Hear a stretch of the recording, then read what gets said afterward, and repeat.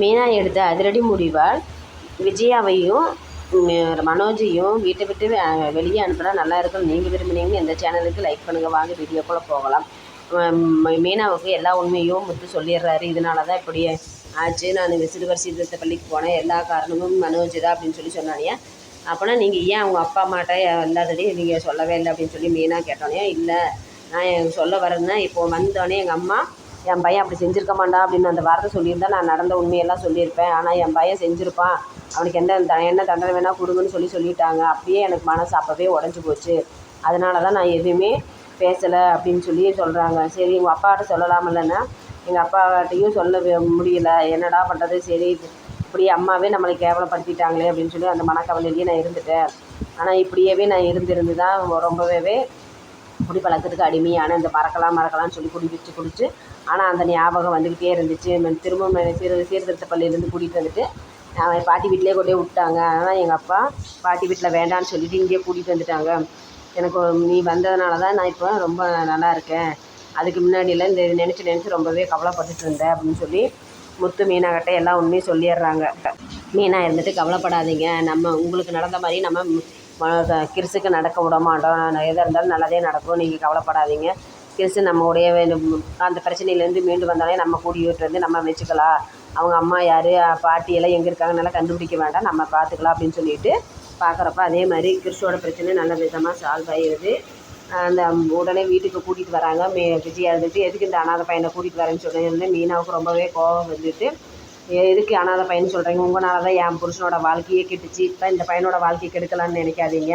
மீனா அந்த வார்த்தை சொன்னானையும் அண்ணாமலைக்கு கோபம் வந்துருச்சு. ஆமாம் விஜயா, உன்னால் தான் என்னோடய பெரிய பையனோட வாழ்க்கையை கெடுத்துச்சு, அதே மாதிரி இந்த பையனோட வாழ்க்கையை நீ கெடுத்துறாத அப்படின்னு சொல்லிட்டு அண்ணாமலை நடந்த உண்மையெல்லாம் சொல்லிடுறாங்க. பரவாயில்ல மாமா, இவ்வளோ நாளாக நீங்கள் மூடி வச்சதை இன்றைக்கி ஏதாச்சும் சொன்னீங்களே, அதுவே இப்போ நல்லது தான், சொல்லுங்கள் அப்படின்னு சொன்னோன்னே விஜயாவுக்கு ரொம்பவே கோபம் வந்து மனோஜை பிடிச்சி வீட்டை விட்டு வெளியில் அனுப்புகிறேன். ஆனால் அண்ணாமலை நீ தான் மெயின் தப்பு செஞ்ச, நீ அப்போ நேரம் சரியில்லைன்னு கூட எங்கள் அம்மா வீட்டில் விட்டோம், அப்போ திரும்ப 6 வருஷம் கழிச்சு கூட்டிகிட்டு வந்தப்போ அவன் மேலே கொஞ்சம் பாசமாகவும் நல்ல விதமாக நடத்துறதேன்னு ஆகும். அப்போது பெரிய பையன் என்ன சொல்கிறானோ அதை கேட்டு நீங்கள் முத்துவை திட்டிக்கிட்டே இருந்திருக்க. ஆனால் அவன் அவன் தான் தப்பு செய்கிறான்னு மறைச்சி உன்னைய ரொம்பவே கமிச்சிட்டு எல்லாமே அவனுக்கு பாசங்கிறது எல்லாமே அவனுக்கு மட்டும்தான் கிடைக்கணும், மற்றவங்களுக்கு கொடுக்கக்கூடாதுங்கிற ரொம்ப வக்கர புத்தி உள்ளவன் பெரிய பையன். நீ அவனுக்கு தான் செல்லம் கொடுத்துட்டு ரொம்பவே இது பண்ணிட்ட.